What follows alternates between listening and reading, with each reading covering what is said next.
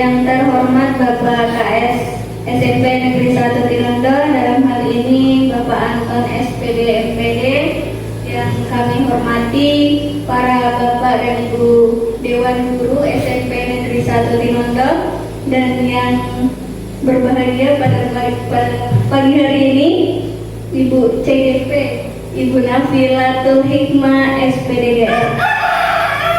Assalamualaikum warahmatullahi wabarakatuh.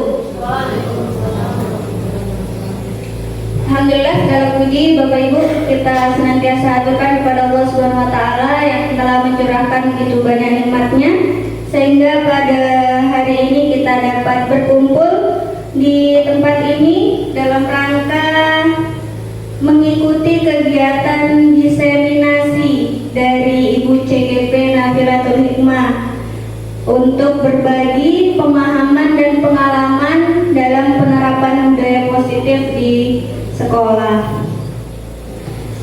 Baiklah, mungkin tanpa berlama-lama lagi saya serahkan kepada Ibu Nafilatul Hikmah untuk memaparkan materinya terkait diseminasi ini. Saya persilahkan kepada Ibu Nafilah.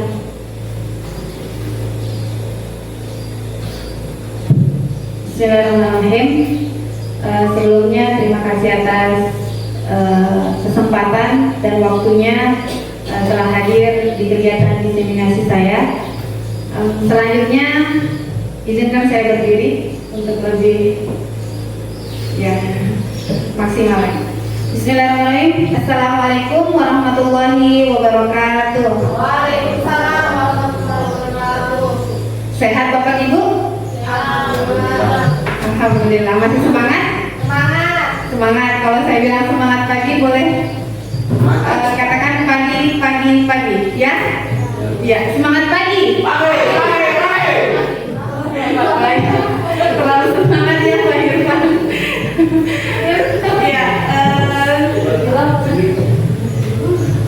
Sekarang saya akan memaparkan sedikit pemahaman dan pengalaman saya terkait budaya positif yang telah saya pelajari di program Guru Penggerak.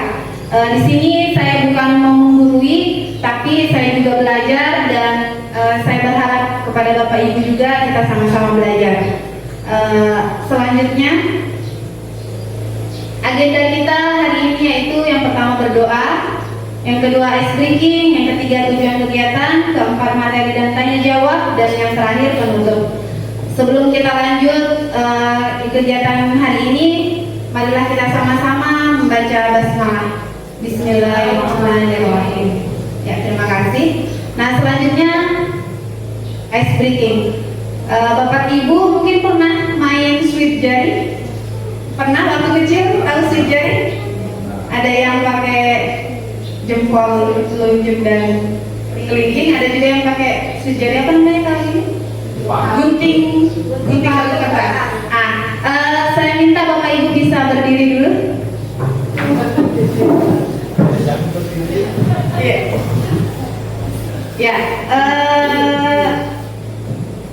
Saya minta silahkan cari teman kelompoknya 5 orang.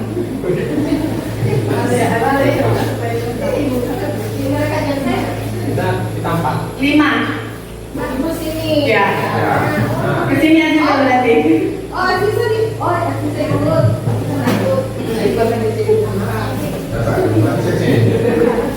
Sekarang cari teman kelompoknya berpasangan dua-dua.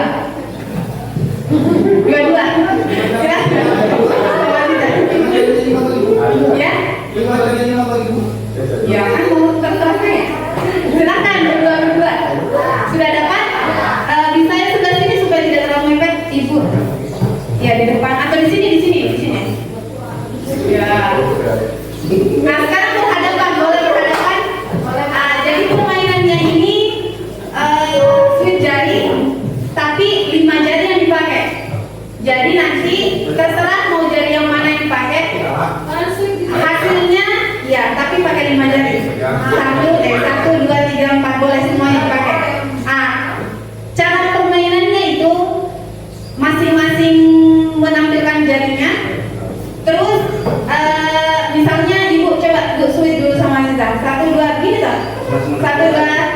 Ya, berarti 2 kali 1. Perkalian, Bapak Ibu masih ingat perkalian? Ya, jadi siapa yang cepat menjawab berarti dia pemenangnya. Ngerti? Ya, jadi kalau misalnya kayak tadi 2 kali 1 langsung, nggak usah langsung 2 kali 1, langsung siapa saja yang duluan menjawab 2. Paham? Iya, dikalikan. Benar benar? Kita ya. Sudah sini mungkin. Ya, langsung bilang jawabannya. Yang lainnya boleh menyimak siapa yang duluan menjawab. Bisa dipahami?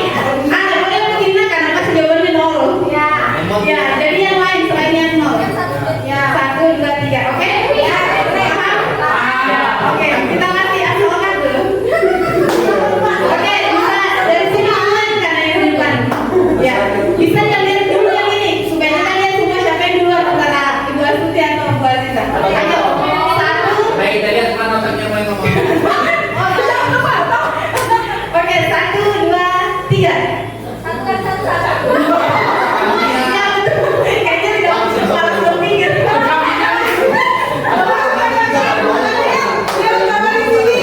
Ya, sabar. Jangan 1 terus, Bapak Ibu. Ya, spontan dulu. Tapi begini Nek, nggak usah sebut 1 kali 1, nggak usah gitu, langsung jawabannya. Langsung sebut jawabannya. Nah, oke. Bu Meli dengan Bu Sri, silakan. Sampai duluan. Satu, dua, tiga.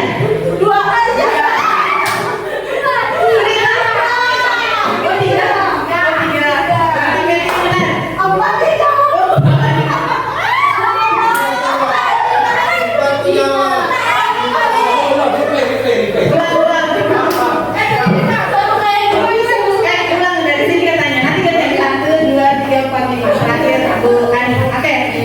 Bapak Ibu tahu perhatikan yang mana dulu nanti? 1, 2, 3. Ya, yang kalah boleh sebelah sana, yang kalah yang mana sebelah sini. Oke, silakan Pak Erwin dan Pak Ismail.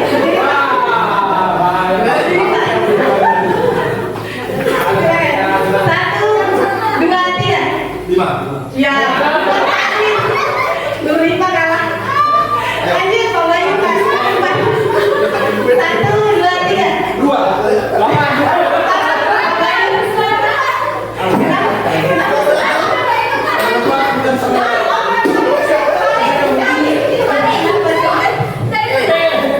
Hasil berkalian kenapa tuh kamu?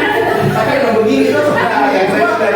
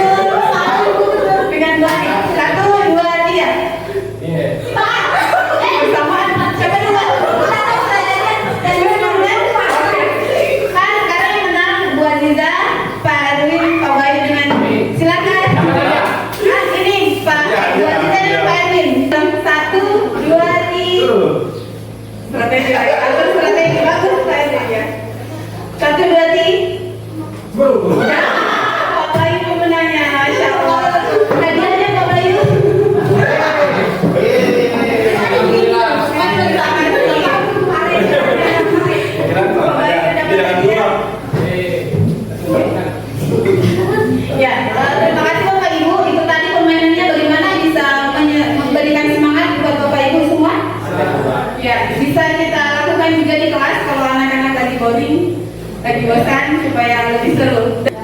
Baik, tujuan kegiatan kita hari ini itu yang pertama melakukan pelimbasan tentang materi budaya positif kepada rekan guru semua, dan selanjutnya bersinergi dengan semua komponen sekolah untuk menciptakan budaya positif di lingkungan SMP Sakti Nomor. Next. Ya, materi pembahasan kita yang pertama adalah disiplin positif, lalu perubahan paradigma, lalu motivasi perilaku manusia, 5 kebutuhan dasar manusia, posisi kontrol, dan segitiga restitusi. Nah, selanjutnya pertanyaan pemantik. Apa yang terbayang di benak Bapak Ibu ketika mendengar terbanyak Bapak Ibu. Kalau dengar kata di sini apa? Benny? Waktu. Ya, yang lainnya? Teratur. Apa yang terbanyak benak Bapak Ibu ketika mendengar kata disiplin? Tadi katanya tentang waktu, teratur, tertib, tanggung jawab. Baik, terima kasih. Ya, memang seperti itu yang biasa kita dengar ya, yang kita bayangkan tentang kata disiplin. Sebentar kita akan lebih paham tentang apa itu sebenarnya disiplin. Next. Nah, ini budaya positif. Pernah dengar mungkin Bapak Ibu, budaya positif itu adalah pembiasaan yang baik yang bernilai positif. Budaya positif ini dikembangkan di sekolah harus disepakati bersama untuk menumbuhkan nilai-nilai karakter yang kuat. Budaya positif apa yang sudah kita lakukan di sekolah? Ada? Ya, senyum, sapa, salam, ya, ramah. Terus ada lagi? Mungkin lupa ya, kebiasaan sholat berjamaah. Apakah itu budaya positif? Iya, itu adalah kebiasaan baik yang kita lakukan. Itu kemungkinan anak-anak kita kalau di rumah mungkin ada yang tidak sholat, tapi kita biasakan di sekolah untuk sholat berjamaah, dan semoga itu menumbuhkan nilai-nilai karakter yang kuat. Jadi mudah-mudahan ketika di rumah dia sudah biasa, oh dulu waktu di sekolah kita sering sholat jamaah, sholat juga kan gitu. Diharapkan seperti itu. Nah, selanjutnya perubahan paradigma. Saya minta Bapak Ibu menuliskan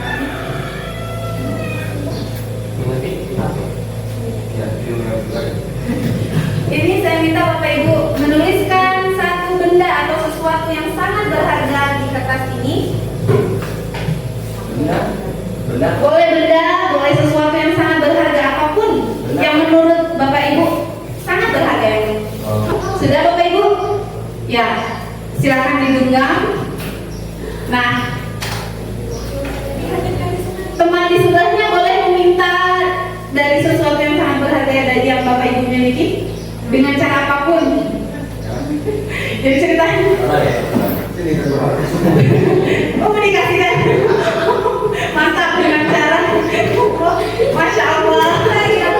Berarti dengan mudah diberikan ya Bapak Ibu. Pak Erwin mau memberikan sesuatu yang sangat berharga ini kepada orang lain. Ya, Bu Ani tidak mau memberikan sesuatu yang sangat berharga. Pak Erwin juga tidak, Pak Ismail. Apa ini memberikan kepada orang yang memaksanya?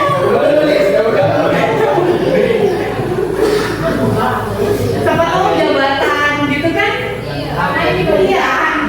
Ya boleh bentuk apapun, sesuatu apapun. Karena itu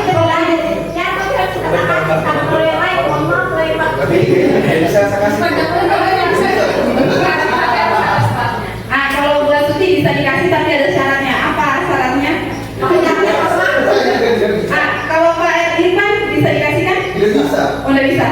Kalau Pak Bayu? Boleh di-share? Boleh di-share, tapi tidak boleh dikasihkan ke orang. Boleh begini? Boleh begini? Boleh. Apa itu Pak yang kita tulis? Iman. Wah, kalau ada yang bayar iman tak mau Pak? Supaya selesai iman di-share. Tidak, tapi kan biasanya orang membayar iman. Ayo, out. Oh, Mau kalau gitu? Saya boleh. Seperti itu. Baik, selanjutnya. Nah, bisa fokus lagi Bapak Ibu. Siapa sesungguhnya memiliki kontrol terhadap sesuatu yang berharga kita? Siapa? Materi saya tadi punya campur tangan kan? Tidak kan? Jadi siapa? Diri kita sendiri. Betul atau tidak? Siapa yang kan tadi kayak Mary dengan Bu Sri mau memberikan? Siapa yang paksa? Tidak ada tahu? Saya yang paksa tidak. Bu Ani tidak mau memberikan. Bu Astuti juga tidak. Pak Erwin juga tidak. Nah, selanjutnya kita lihat ada teori stimulus respon dan teori kontrol. Ini adalah dua hal yang berbeda. Yang untuk stimulus respon itu cirinya kita mengubah pandangan orang, mengubah mindset orang tersebut agar sama dengan mindsetnya kita. Kita ingin mengubah itu. Nah, terus selanjutnya orang lain bisa mengontrol saya dan saya juga bisa mengontrol orang lain. Ini yang biasa kita lakukan di anak-anak Bapak Ibu kan? Biasa bilang, tolong Pi belajar yang baik supaya kamu jadi anak yang pintar. Biasa kita suka bilang seperti itu. Tolong Pi jadi anak yang baik, jangan Pi suka nakal, jangan Pi bolos, kan suka begitu kan? Nah, untuk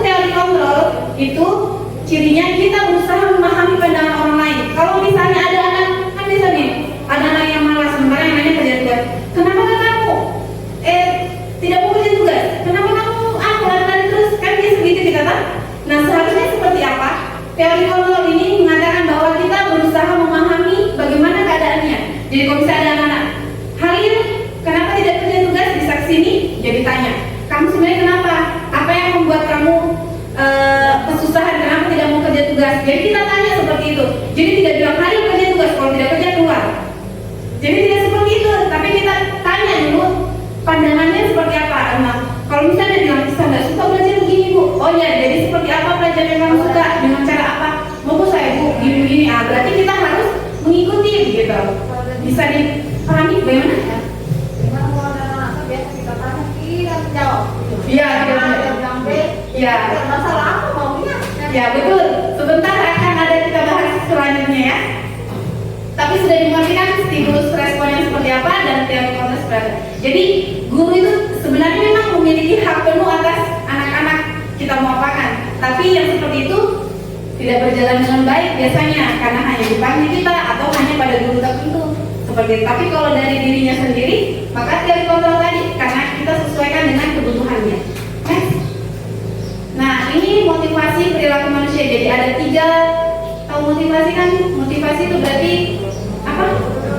Dorongan atau keinginan dari diri kita dalam bertindak, dalam berbuat sesuatu. Nah di sini ada 3. Ada 2 motivasi eksternal dan ada 1 motivasi internal. Eksternal berarti yang datang dari luar. Motivasi eksternal itu untuk menghindari ketidaknyamanan atau menghindari hukuman. Banyak anak-anak yang seperti ini. Jadi orang yang memiliki motivasi eksternal itu mengatakan bahwa apa yang akan terjadi kalau saya tidak lakukan itu.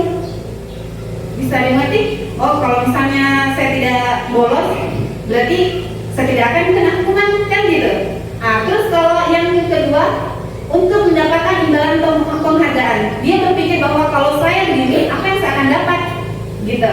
Jadi itu adalah motivasi eksternal dari luar. Jadi kalau misalnya dia bilang saya mau belajar bagus-bagus karena bu guru dia kasih bintang-bintang di buku di absennya kalau kita bagus-bagus suka menjawab, itu motivasi apa Bapak Ibu? Eksternal yang mana? Untuk mendapatkan penghargaan atau imbalan. Kalau saya tidak mau jangan, pokoknya saya harus rajin ke sekolah supaya saya tidak dihukum, supaya saya tidak dicap anak yang tidak bagus. Nah itu berarti untuk menghindari hukuman.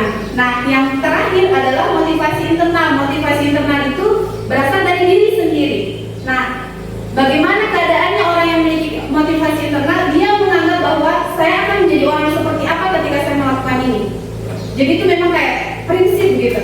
Kalau misalnya saya melakukan, saya kan misalnya guru, kayak kita guru, saya datang tepat waktu. Kira-kira saya akan menjadi apa? Apa yang akan saya dapatkan ketika saya tepat waktu gitu. Nah kalau misalnya kita bilang saya akan menjadi orang yang seperti apa ketika saya tepat waktu, berarti kan kita menjadi orang yang bertanggung jawab. Bukan bilang, oh supaya saya dibilang sama kelas-kelas rajin kan gitu, atau misalnya supaya dibilang guru malas gitu. Berarti itu tadi motivasi eksternal. Tapi kalau misalnya karena itu adalah tanggung jawab kita hadir tepat waktu di kelas, di sekolah tanpa ada korupsi waktu kan gitu, itu berarti adalah motivasi internal yang dari diri kita bahwa kita ingin memiliki nilai-nilai kebajikan, yaitu tanggung jawab. Tadi contoh salah satu contoh ya. Nah next. Nah untuk mewujudkan sikap disiplin positif ini menurut Ki Hajar Dewantara, yaitu syarat utamanya adalah harus ada disiplin yang kuat. Disiplin yang dimaksud adalah disiplin diri dan memiliki motivasi internal, bukan motivasi eksternal. Jadi yang seperti itu yang kita harapkan Bapak Ibu di anak-anak.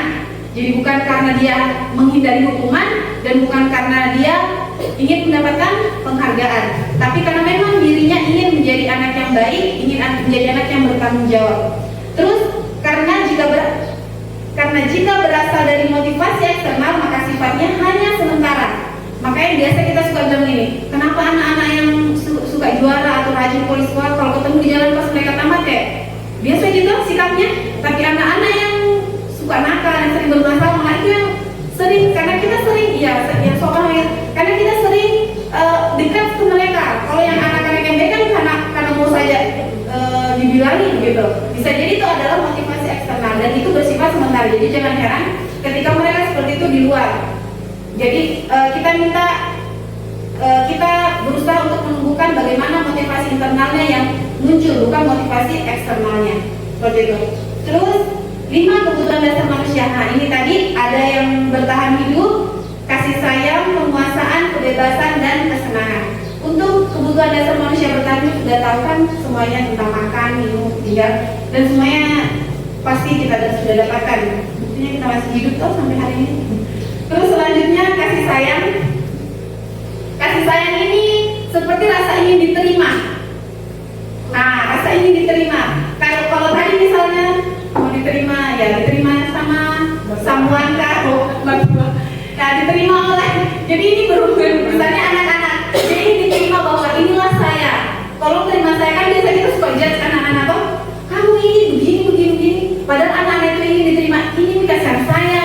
Jadi tolong ajar saya sesuai dengan yang adanya saya, begitu loh. Karena semua anak itu membawa kodratnya masing-masing. Dari rumah mereka sudah dengan karakternya masing-masing. Jadi kita mau bentuk itu susah. Jadi kita harus mengarahkan yang seperti apa itu karakternya. Misalnya dia sukanya yang misalnya kebebasan dia suka bergerak. Ada anak-anak kita yang suka bergerak. Pokoknya maunya jalan saja terus. Ya, maunya olahraga terus gitu. Nah, berarti dia itu butuh kebebasan itu. Nah, kalau kita belajar, makanya kenapa ada pembelajaran berdiferensiasi yang melibatkan pergerakan, maksudnya banyak kontak fisik itu yang kinestetik kan? Berarti dia butuh yang pembelajaran seperti itu. Jadi banyak kita bilang, kenapa kamu jalan terus? Kok dulu bisa kalau mau tenang terus saja Pak ya? Kan ada yang mau gitu saja terus. Atau yang lain-lainnya kan itu sudah pengalaman kita semua kan Bapak. Terus penguasaan ini kayak misalnya dia mau melakukan sesuatu, pokoknya udah mau kuasai ini semua temannya. Pokoknya mau dia bisa aja terus. Atau biasanya juga murid kita yang sering misalnya mau menjawab mau dia terus. Bukan saya kan sudah nanti lagi yang lainnya gitu. Nah itu berarti murid itu butuh kebutuhan dasarnya adalah penguasaan seperti itu. Jadi ini adalah kebutuhan dasar manusia yang ada di peserta didiknya kita, yang kita harus pahami bahwa oh ini anak berarti maunya begini, oh kebutuhan ini. Namanya kebutuhan bagaimana Kak? Kebutuhan berarti sesuatu yang kita butuhkan kan? Oh ini anak maunya gitu. Jadi jangan kita mau marahin gitu. Terus yang terakhir kesenangan itu dia mau tertawa. Biasanya tuh anak maunya main-main, kita menjelaskan di atas, dia main-main sembarang di bawah. Oh ternyata ini anak berarti dia butuh kesenangan gitu. Mungkin pembelajarannya membosankan, makanya dia mau main-main saja. Begitu mau. Jadi kita tidak bilang kenapa kamu gitu-gitu, tapi tanya mau seperti apa. Kan dia mau main-main, berarti dia minta mungkin game, bisa jadi game kayak tadi, kata seperti itu. Oke lanjut. Nah 5 posisi kontrol guru. Di sini ada penghukum, pembuat rasa bersalah, teman, pemantau, dan manajer. Bapak Ibu, yang mana? Pilih. Penghukum, pembuat rasa bersalah, teman, pemantau, manajer. Apa? Manajer. Teman. Bu Ani teman. Pak Irfan? Manajer. Bu Meli? Pemantau. Sampai dia pemantau. Pak Bayu apa? Dari pengawas. Pemantau. Kalau pengawas berarti pemantau. Apa Pak Bayu? Manajer. Iya. Manajer perusahaan. Pak Evi sebagai apa?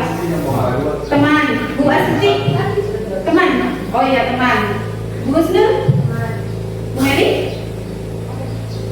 Teman. Bu Sri? Oh pemantau. Maaf. Bu Aziza? Pembuat rasa bersalah. Mantap. Ya jujur saja kan seperti itu kan. Lanjut. Nah coba kita lihat. Yang pertama menghukum. Nada suaranya tinggi. Ciri-cirinya matanya melotot. Oh tidak sampai melotot, kalau yang sipit mungkin ya. Terus suka menunjuk-nunjuk.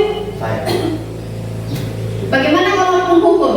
Misalnya tidak kerja tugas, bersihkan WC. Yang suka begitu berarti termasuk penghukum. Kenapa tidak pakai sepatu? Lari keliling lapangan. Tapi alhamdulillah kita tidak ada seperti itu ya Bapak Ibu. Terus itu kalau penghukum. Nah selanjutnya pembuat rasa bersalah. Pembuat rasa bersalah, Bu Aziza tadi pilih pembuat rasa bersalah. Ini sebenarnya kata-katanya lembut, tapi bilangnya kayak nyakitin. Kata-kata itu nyakitin hati. Kamu ini kenapa melakukan itu? Kok nggak kasihan kan sama saya? Saya tuh sudah berusaha begini-begini gitu. Kamu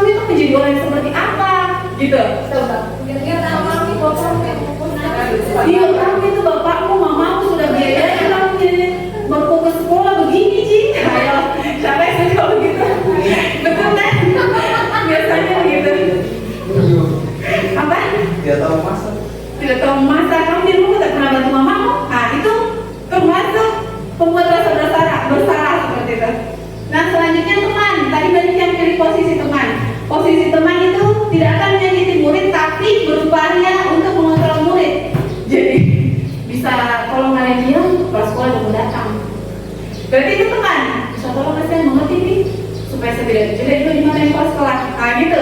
Itu contoh-contoh bahwa benar kan kalau teman kayak kita berteman, jadi kayak aku dan kamu itu sudah. Jadi kita saling mengerti, saling memahami gitu. Tapi guru juga bisa posisi teman pada guru ini bisa negatif ataupun positif. Jadi tergantung dari bagaimana pertemanannya. Tak seperti itu. Lanjut ya tentang yang baru tidak. Selanjutnya pemantau. Tadi ada yang pilih pemantau. Pemantau ini misalnya gini, kita sudah bikin kesepakatan kelas. Kalau misalnya tidak kerja tugas, apa konsekuensinya? Apa biasanya apa? Punishment. Nah, punishment-nya apa biasanya? Kalau saya Ya. permata pelajaran. Ya, boleh. Kalau saya kan hukumannya macam-macam. Biasa juga kadang fisik, kadang juga mendidik. Ya. Contohnya? Tergantung orangnya. Oh, tergantung orangnya, bukan tergantung kesalahannya. Ya tergantung kesalahan orangnya. Oh. Kalau berkali-kali nggak mungkin mau dinasihati terus saja. Iya. Sampai bosan orang. Iya. Jadi kalau misalnya tidak kerja tugas, misalnya gini, kan kita sudah sepakati kan kalau kesepakatan kelas gitu, misalnya kita sudah sepakati kalau tidak kerja tugas berarti apa biasanya kalau bapak ibu? Kalau saya suruh kerja kembali tugasnya. Kalau saya suruh menuliskan kata 2 halaman. Oh 2 halaman, masya Allah. Ya seperti itu contoh. Kalau sama sebenarnya kalau saya kerjakan kembali tugas yang tidak dikerjain, kalau saya begitu. Kalau pemantau, jadi begini. Kalau misalnya Anda tidak kerja tugas, misalnya Pandi tidak kerja tugas, tahu konsekuensinya apa? Ya tahu guru. Apa? Saya kerjakan kembali tugas. Oke, kerjakan begitu sih kalau lihat, langsung pergi. Jadi tidak mau bilang bagaimana, tidak mau bilang udah kerja tugas, cuci WC. Dan begitu, itu tadi berarti menghukum. Tapi dia cuma bilang kerjakan konsekuensinya, baru nanti sudah gitu. Itu kalau pemantau. Nah selanjutnya manajer. Manajer ini adalah posisi yang paling baik. Kan siapa yang jadi manajer? Ya posisi, ya bagus kayaknya. Namanya manajer bagaimana kan? Ya posisi ini dimana guru membuat sesuatu bersama dengan murid, terus mempersilahkan murid untuk mempertanggungjawabkan perilakunya, mendukung murid agar dapat menemukan solusi. Jadi kalau misalnya kayak tadi tidak kerja tugas, kenapa tidak kerja tugas? Misalnya apa? Karena tadi malam guru saya lupa, misalnya saya nonton, saya ketiduran, misalnya kerja. Terus sekarang coba pikirkan apa solusinya untuk kok bisa ada juga nilai yang tugas itu. Jadi dia pikir sendiri solusinya. Nanti malah nanti depannya tidak akan lagi begadang sampai nonton berlarut sampai selalu tugas itu. Terus yang apa lagi? Tanya kan gitu. Jadi itu posisi manajer. Jadi kita tanya apa solusinya dan dia bisa melakukan itu tidak seperti itu. Itu kalau posisi manajer. Selanjutnya, nah restitusi. Pernah dengar restitusi? Nah, restitusi ini adalah biasanya kalau kan banyak tapi kalau ini berhubungan dengan di sekolah. Jadi restitusi itu adalah upaya mendisiplinkan siswa, tapi dengan cara siswa sendiri yang menyelesaikan masalahnya dan membuat mereka bertindak sesuai dengan keinginan ideal yang didasarkan pada keyakinan kelas. Jadi kita tanya dulu anaknya, seperti tadi yang saya contohkan, yang posisi manajer, rata-rata yang posisi manajer itu seperti itu melakukan restitusi. Jadi kalau ada anak yang bermasalah, kita tidak langsung hakimi, tapi kita tanya dulu. Jadi seperti itu Bapak Ibu. Kalau misalnya kasih keluar bajunya, kenapa kasih keluar bajumu? Mungkin dia butuh kebebasan, kebebasan yang tadi. Dia mau bebas, sudah suka kalau mau dikekang-kekang kasih masuk baju lah atau gitu. Jadi kita tanya dulu, misalnya anak terlambat, jangan langsung bilang, kok terlambat? Bersihkan WC. Tapi kita gitu loh. Kalau terlambat upacara, semua yang terlambat diarahkan sampaikan membersihkan di lapangan. Padahal harusnya tidak seperti itu. Kita lakukan dulu restitusi. Ada tahap-tahap dalam restitusi. Next. Nah ini ada tahap-tahapnya, ada 3 tahap. Yang pertama itu menstabilkan identitas yang paling bawah. Terus validasi tindakannya yang salah, dan yang terakhir itu menanyakan keyakinan. Nah yang pertama itu menstabilkan identitas. Jadi kita tanya dulu. Kita bilang, kan terlambat misalnya muridnya. Iya, saya tahu kamu bukan satu-satunya yang pernah terlambat di sekolah ini. Jadi dia merasa itu anak, oh iya, banyak sih temanku, bukan di saya. Jadi dia tidak merasa kayak terhukum begitu. Jadi kita kan memposisikan diri sebagai manajer, jadi kita tanya gitu, iya banyak aja teman yang pernah, tapi tidak seperti itu ngomongnya. Bukan aja kamu satu-satunya yang pernah terlambat, bilang gitu. Terus yang selanjutnya dia bilang, terus apa alasanmu kenapa bisa terlambat? Jadi kita tanya dulu. Jadi kalau misalnya hari Senin banyak yang terlambat di pagar, tanya dulu harusnya satu-satu. Mungkin Bu Guru BK tuh.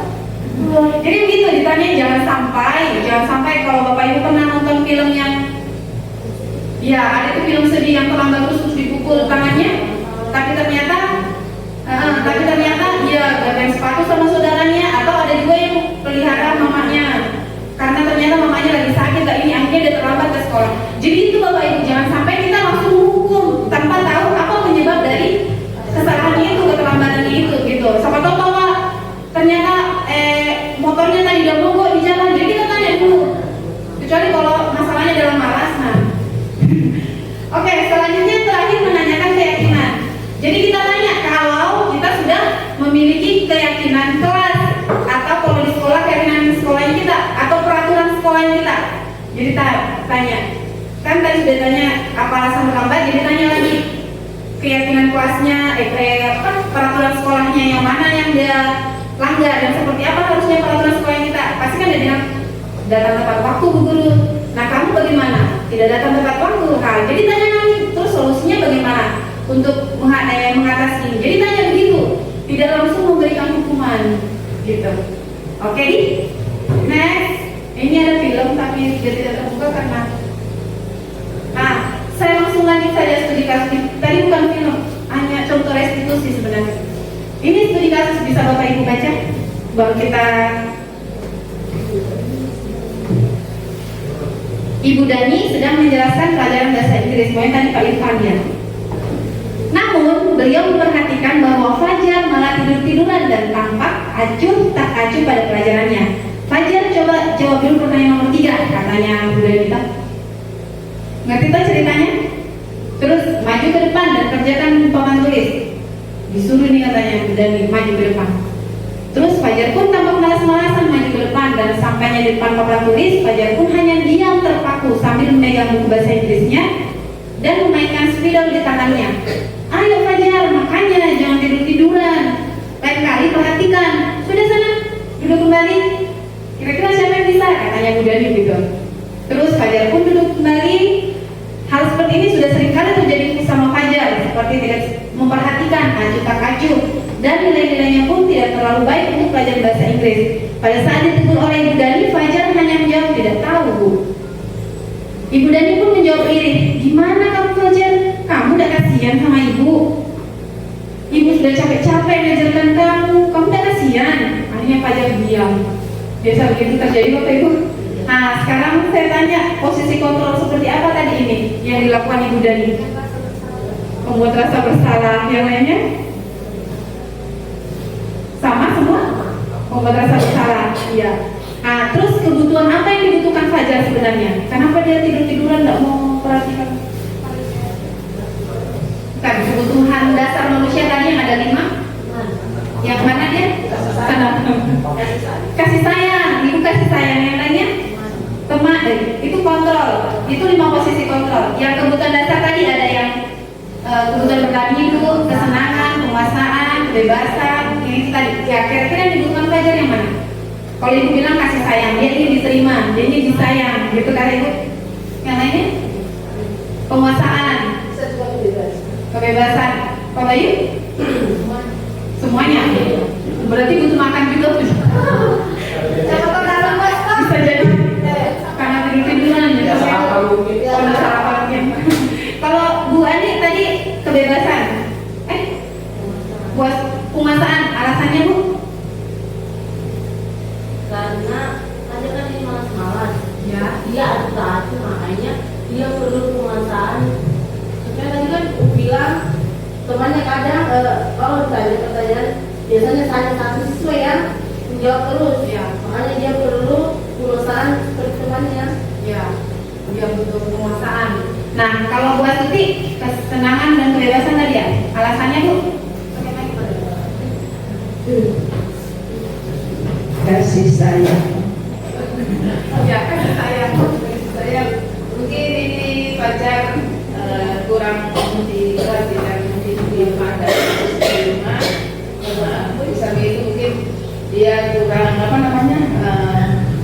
menguasai materinya, makanya seperti acuk-acuk begitu. Maunya Bu Dadi itu agak perhatian kepada dia. Ya. Oke. Terus untuk kebebasannya mungkin ada hal yang tidak disenangi dari gurunya atau mungkin temannya. Baik, terima kasih Bu Ani dengan Bu Astuti.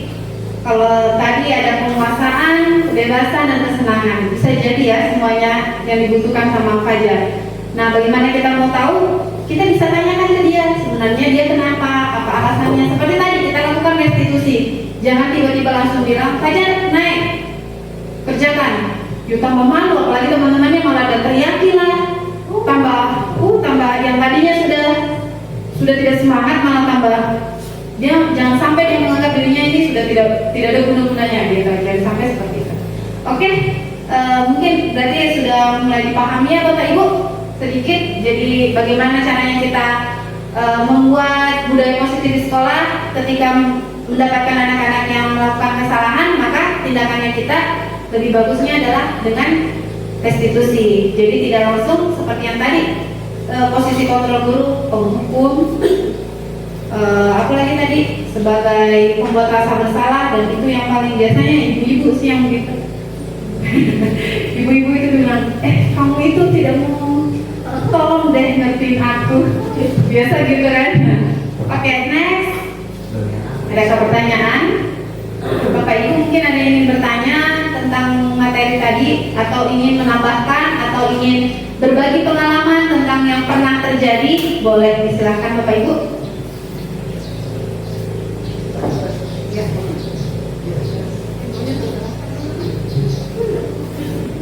Terima kasih waktunya. Jadi saya berbagi pengalaman saja. Mungkin bisa menanyakan, yaitu mengenai tadi kontrol kata lima tadi. Itu yang 5 posisi kontrol ya. Ini yang teman. Jadi guru ini dianggap sebagai teman dengan siswa atau muridnya. Terus ada juga ini mungkin ada siswa yang kebablasan. Jadi kalau ketemu ini seperti teman, jadi baik di pasar atau di jalan, hai guru, teman. Makanya sambil jaga-jaga begitu. Ini kalau dilihat dari posisi kontrol ini bagus atau tidak ini? Untuk istilah adabnya kepada siswa terhadap guru ini. Mungkin anak itu ada saja seperti itu tadi teman, tapi mungkin terlalu berlebihan sampai mungkin di tempatnya dianggap teman ini. Itu saja, mungkin ada teman atau yang lain bisa berbagi pengalaman. Terima kasih. Ya, terima kasih Bu Astuti. Mungkin ada teman yang mengalami hal yang sama? Ya. Iya. Jadi dari jauh sudah Taipan gitu. Ya, bagaimana kalau Bapak Ibu menanggapinya? Silakan. Bagaimana kira-kira menurut Bapak Ibu? Karena sejujurnya tidak semua guru diperlakukan seperti itu kan, betul? Hanya guru yang dianggap yang dianggap memang dia kayak bestinya. Dia memang kan kalau posisi teman. Tidak mungkin sama kepala sekolah, Pak KS, kan tidak mungkin gitu. Bukan berarti Pak KS itu bukan besti, tapi lebih menghormati, gitu. Jadi bagaimana Bapak Ibu? Ada yang ingin memberikan tanggapannya? Ya, saya tunjuk mungkin Pak Ipan, silakan. Karena Pak Ipan mengalami hal yang sama.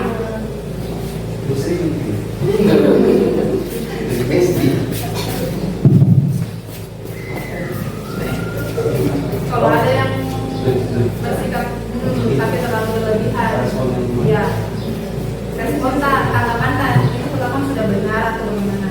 Kalau menurut saya selagi masih dalam konteks yang wajar, ya boleh. Tapi kalau saya kan bersinggungan sama siswa bukan hanya di dalam lingkungan sekolah saja, di luar juga saya kayak banyak ketemu dengan siswa satu tempat main atau apalah. Jadi mungkin mereka sudah menganggap di sekolah memang mereka menganggap saya sebagai guru, tapi di luar mereka menganggap mungkin saya sebagai teman, tapi teman dalam posisi yang beda, lebih mungkin teman yang agak dihormati gitu. Terus kalau responnya ya seperti teman pada umumnya gitu. Ya, terima kasih. Ya seperti mengulang. Mbak Diza boleh? Ya.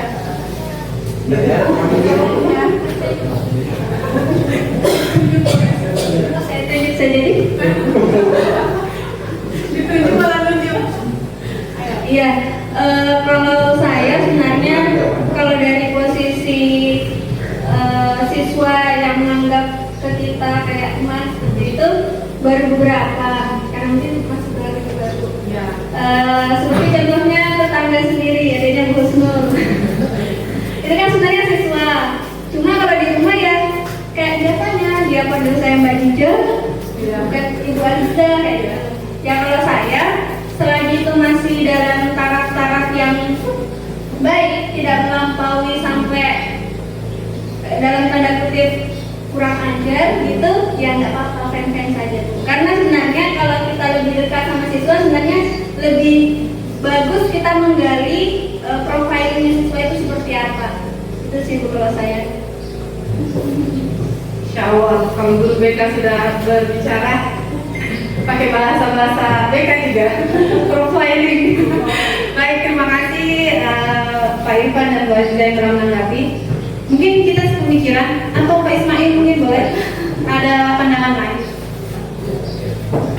Baik, terima kasih atas keterangan yang diberikan.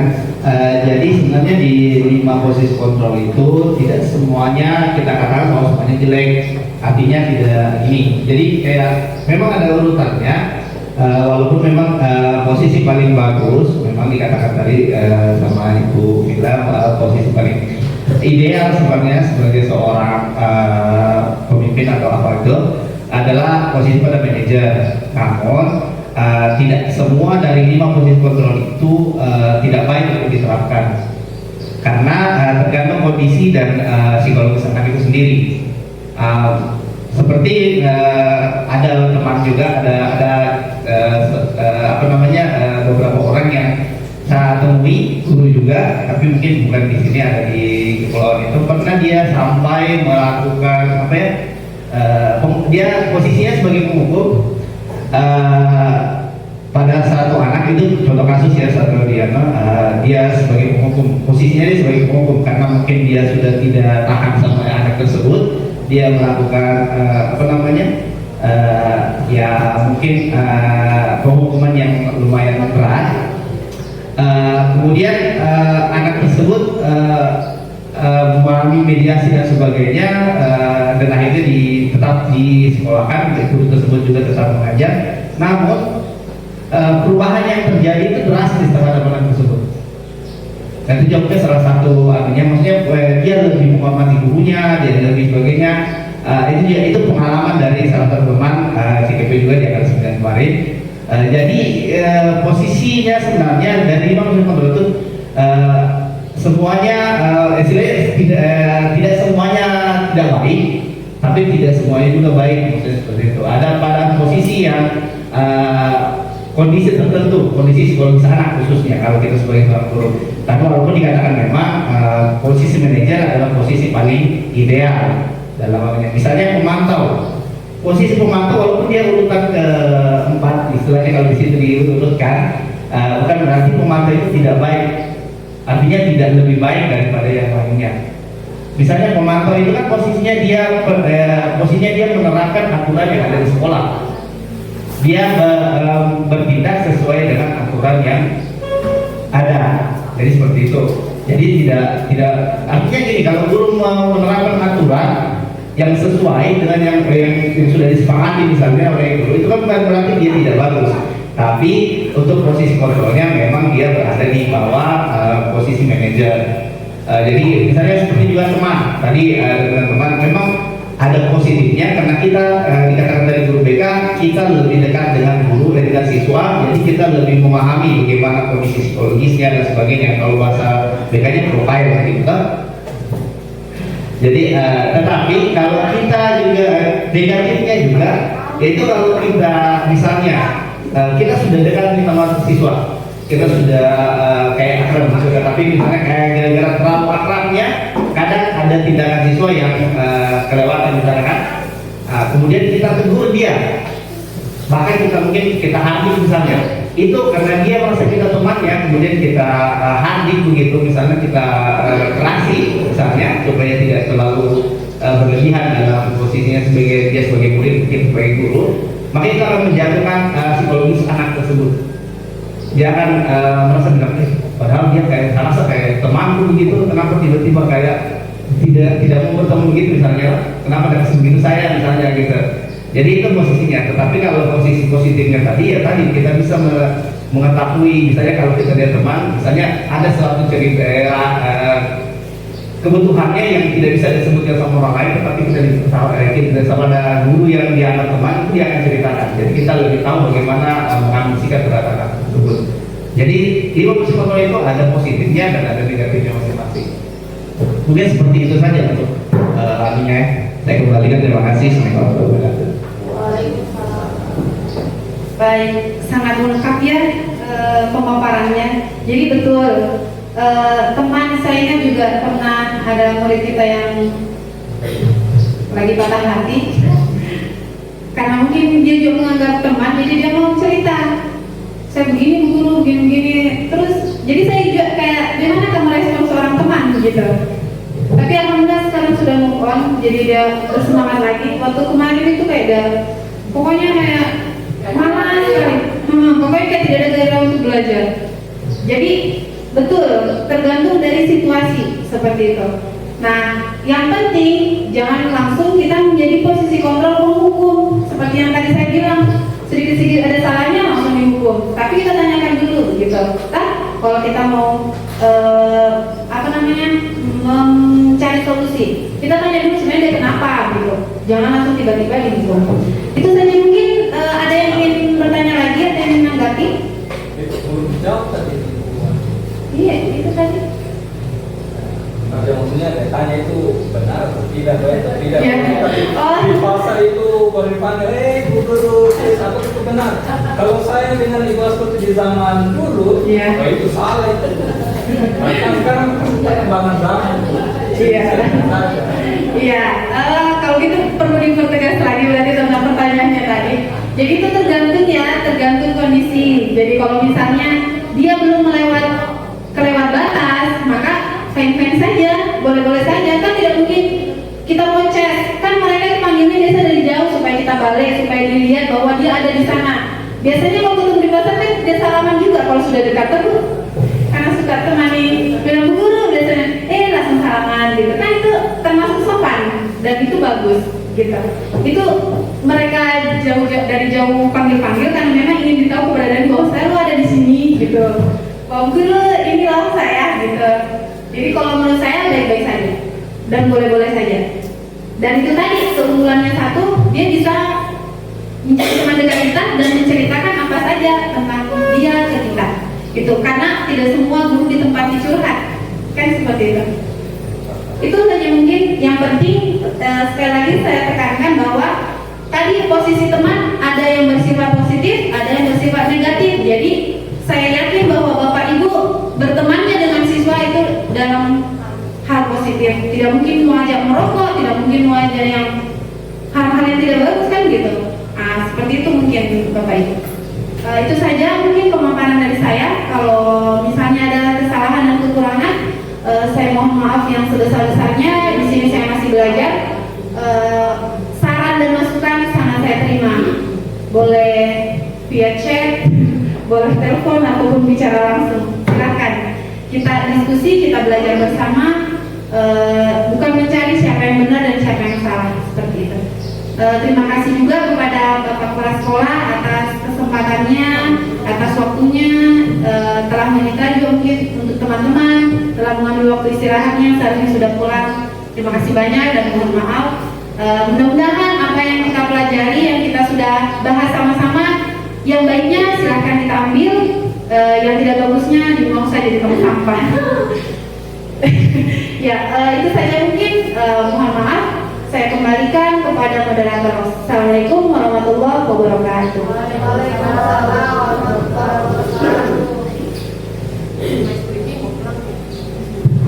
Ya baik, terima kasih kepada Bu Nafila atas berbagi pengalaman belajarnya melalui program Guru Penggerak.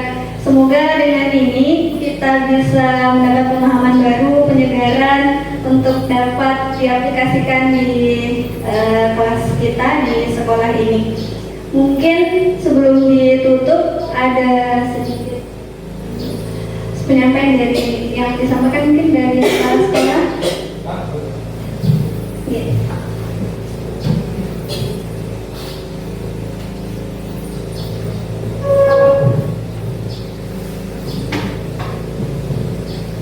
Terima kasih. Assalamualaikum warahmatullahi wabarakatuh.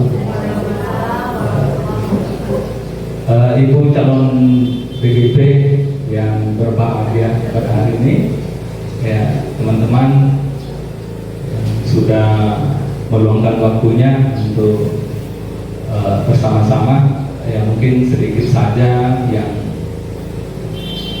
bisa saya sampaikan. Ini pemahaman kita tentang budaya positif. Nah, ini sangat penting dalam keseharian kita. Saya kira ini hanya penguatan-penguatan saja. Sebenarnya kita sudah melakukan hal itu.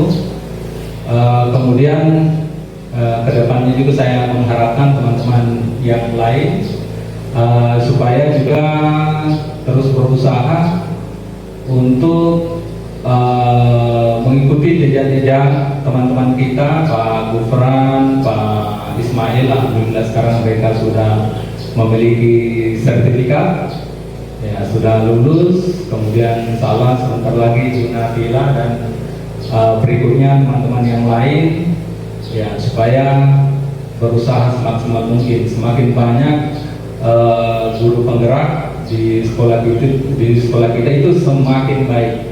Ya, sekolah kita semakin bagus, semakin berkualitas tentunya.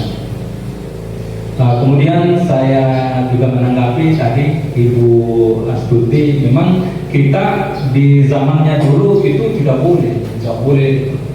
Halo Pak Guru, oh itu marah sekali kita dulu. Saya ingat dulu pertama kali mengajar itu tadi yang misalnya pertama penghukum. Saya seorang penghukum. Iya, saya tidak memukul tapi menendang pada saat itu di zamannya. Iya. Jadi saya tidak pernah tanya. Satu mobil terlambat, satu mobil saya kasih pulang. Saya kunci pintu gerbang. Ya, padahal ternyata setelah saya telusuri itu satu mobil, sopirnya datang menghadap ke saya sebagai tiket, tidak boleh. Ya. Kita selesai perjanjian A ya A, B B. Ya, berjanji A tidak boleh kita C. Sudah perjanjian. Ya, ternyata memang pada saat itu mobil itu pejabatnya dan saya tidak mau tahu. Nah, itu dan itu memang tidak boleh seperti itu. Ya, dulu kita masih jiwa-jiwa muda, memang jiwa-jiwa penghukum. Kita mau ideal. Kalau kita jam 7 jam 7. Nah, seperti itu. Dan itu di zamannya, di zaman dulu. Mungkin sekarang ya sudah tidak berlaku seperti itu. Ya, tapi baiknya kalau saya menendang anak-anak, itu orang tuanya dia tanya siapa yang tendang. Nah, itu anak bilang Pak, oh ya, pantas gue tendang. Nah, itu. Ya, bahkan ada juga teman, bahkan omnya sendiri yang menendang dibawakan parang. Ya. Ada guru di sekolah menghukum siswa padahal ponakannya itu bapaknya datang bawa parang di sekolah. Masih di Papua itu, Pulau Utara daerah Texas ini, takut orang pergi di sana. Ya, saya memang ditugaskan di sana tidak takut-takutnya. Ya, selagi bahwa kita benar kita lakukan. Nah itu. Tapi sekarang ini sudah tidak seperti itu, sudah tidak boleh lagi. Nah, kemudian yang saya rasakan juga kalau anak-anak itu ketemu kalau pulang, nah itu sudah biasa itu, Pak Guru. Ya, apa saya jawab iya Ibu Guru kenapa? Nah, jadi kalau dia sampaikan Pak Guru, iya Bu Guru kenapa? Ya, artinya hal-hal seperti itu mungkin itu tidak masalah. Di zaman sekarang memang kita harus menyesuaikan. Kalau dulu Pak Guru itu sangat dihormati, dimuliakan. Kita lihat sendalnya saja itu, wih sendalnya Pak Guru punya kayak kita lihat orang ini sendal jepitnya. Kalau kita bisa hormat, kita hormat itu sendal jepitnya. Ya dulu. Ya sekarang kan sudah berubah zaman. Seperti apa yang disampaikan Pak Ismail itu benar. Di semua tadi itu dari pertama terakhir kita harus memiliki itu semua. Kita tahu juga sebagai penghukum. Ya kita artinya sebagai penghukum boleh. Ya tapi disesuaikan, dikondisikan. Jangan sampai di zaman sekarang ini kita sentuh saja pakai sisir itu anak. Dia pergi di rumah sakit di apa lagi namanya di visum 3 bulan di masuk penjara. Ya, kemudian juga kita karena itu mau cari aman, tidak usah kita sentuh anak, tidak usah kita cari aman saja. Datang mengajar, setelah itu pulang selesai ini tidak boleh seperti itu. Tapi kita cari jalan yang terbaik. Saya kira mungkin itu teman-teman. Terima kasih Ibu CGP juga sudah memberikan wawasan untuk kita semua. Ya saya juga sebagai kepala sekolah tentunya ya banyak hal yang sudah saya lupa dan Ibu CGP sudah mengingatkan itu semua. Saya kira itu. Terima kasih banyak teman-teman.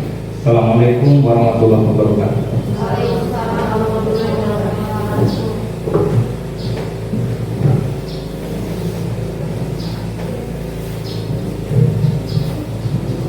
Ya, terima kasih kepada Pak KS atas sedikit tambahannya tadi. Mungkin dengan itu kita akhiri Bapak dan Ibu semua. Sekali lagi terima kasih atas waktu yang sudah diluangkan untuk mengikuti kegiatan hari ini. Kita akhiri bersama-sama. Billahi taufiq wal hidayah. Assalamualaikum warahmatullahi wabarakatuh.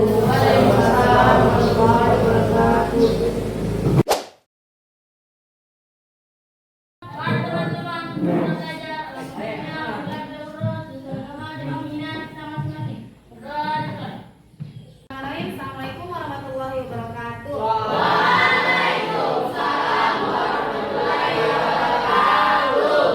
Ya, apa kabarnya? Baik. Sehat semuanya? Alhamdulillah. Ya, hari ini kita akan membahas tentang keyakinan kelas. Ada yang pernah dengar apa itu keyakinan kelas? Tidak. Baiklah. Kalau kesepakatan kelas pernah dengar? Pernah. Oke. Nah, bedanya kalau keyakinan kelas dan kesepakatan kelas sebenarnya sama, mirip. Hanya kalau keyakinan kelas itu betul-betul kita yakini, betul-betul kita percaya dan kita bertanggung jawab atas apa yang telah kita sepakati. Nah, seperti itu bisa dimengerti? Bisa. Dan kalau keyakinan kelas itu bentuk kalimatnya itu dalam bentuk positif, bukan bentuk negatif. Jadi kalau misalnya kesepakatan kelas yang akan kita buat itu adalah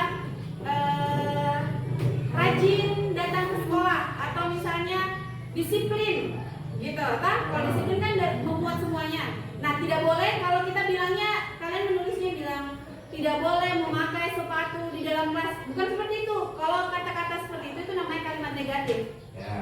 Nah, jadi kata-kata apa yang digunakan berarti membuka sepatu ketika di dalam kelas. Bisa dimengerti? Bisa. Kalau misalnya dilarang ribut, berarti apa kalimat positifnya? Boleh ribut. Apa kalau dilarang ribut? Kalimat positifnya bagaimana? Jangan ribut. Loh, bukan. Kalau jangan berarti kalimat negatif. Jangan Coba ribut, boleh ribut.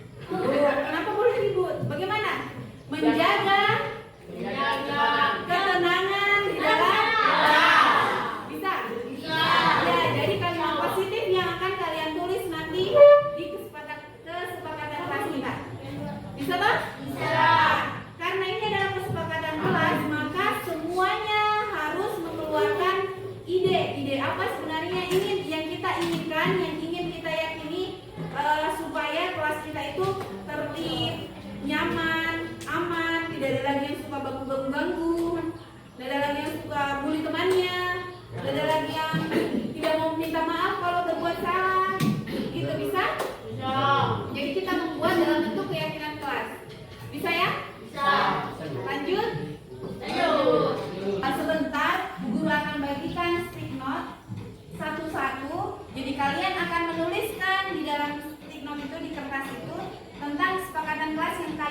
inginkan, yang kalian harapkan, yang seperti apa yang kalian inginkan di kelas kita ini seperti apa. Misalnya kayak tadi, menjaga keamanan kenyamanan di kelas. Paham? Jadi sebentar guru akan bagikan stick note. Nah, kalian akan menuliskan masing-masing semuanya, masing-masing menuliskan kesepakatan kelas atau keyakinan kelas seperti apa yang kalian inginkan supaya kelasnya kita itu bisa aman, nyaman, tertib, supaya kita enak belajar, supaya kalian juga mudah memahami pelajaran, supaya tidak ada lagi yang saling bully-membuli misalnya. Toh? Jadi semuanya merasa bahagia, senang dan bahagia berada di kelas ini. Bisa? Bisa. Sudah akan bagikan. Kalau sudah selesai ditulis, nanti langsung tempelkan. Bisa kan? Bisa. Tempel di sini. Jadi tidak perlu tunggu temannya sudah selesai atau belum. Pokoknya kalau kalian sudah selesai, misalnya siapa saja yang sudah selesai langsung saja maju menempelkannya. Ya, paham? Iya, pokoknya yang kalian bisa, yang kalian ingin sepakati. Ada yang ingin bertanya? Sejauh ini sudah ngerti? Ngerti. Oke, kita lanjut.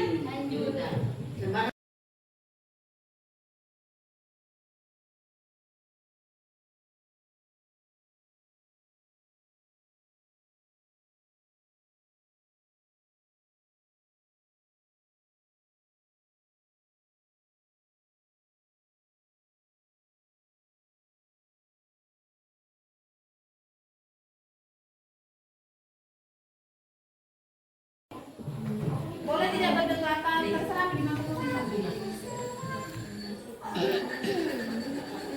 Kering nih. Sopan saat sopan saat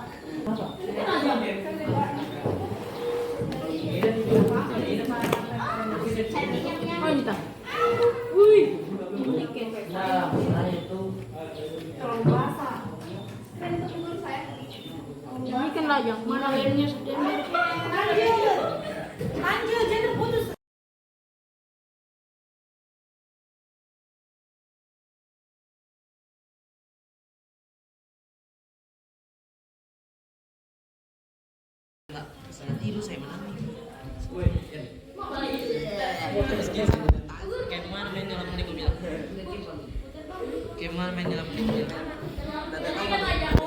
Sekarang kita sudah mendapatkan 10 keyakinan kelasnya kita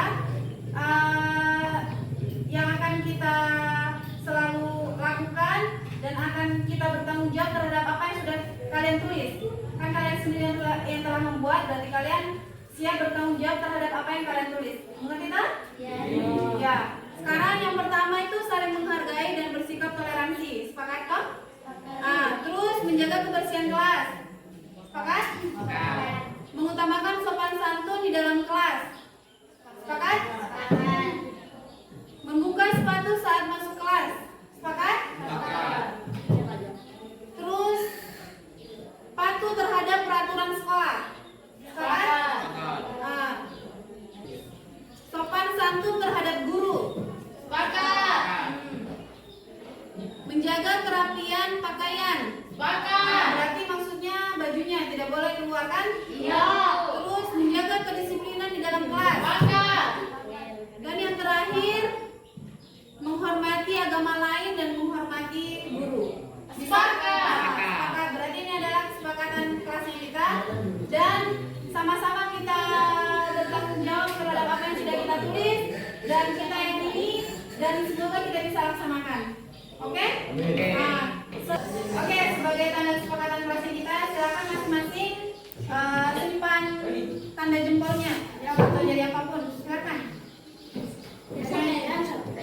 Dari tempat dulu. Nah ini.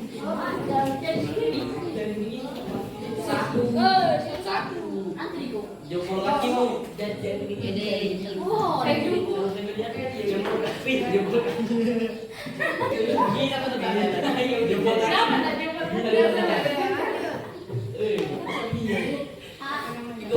nanti kan lajang mereka capek Astagfirullah. Kaki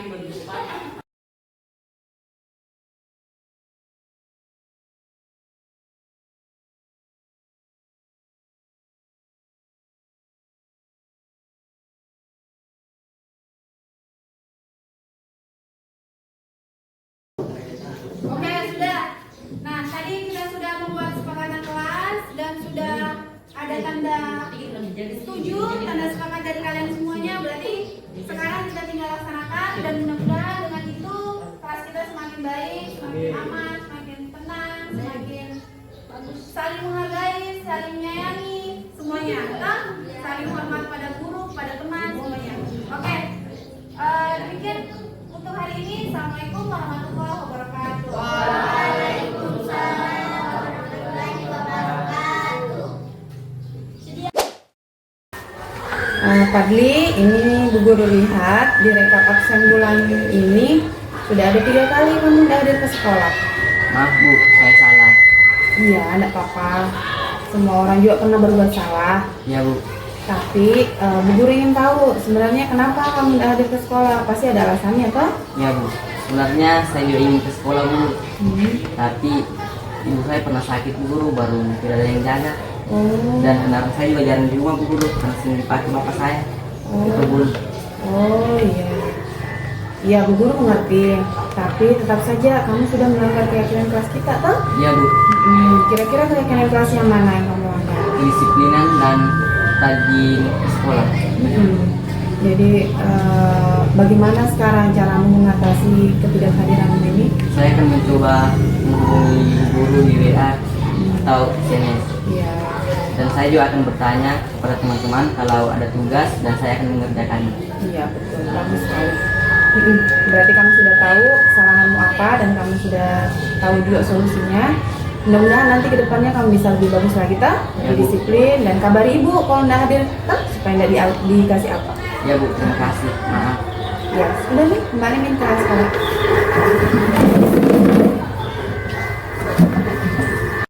Terima kasih kepada Bu Guru karena telah diajak diskusi untuk menyelesaikan masalah yang saya hadapi. Semoga kedepannya saya bisa lebih disiplin lagi dan selalu mengabari guru jika saya kekurangan di sekolah.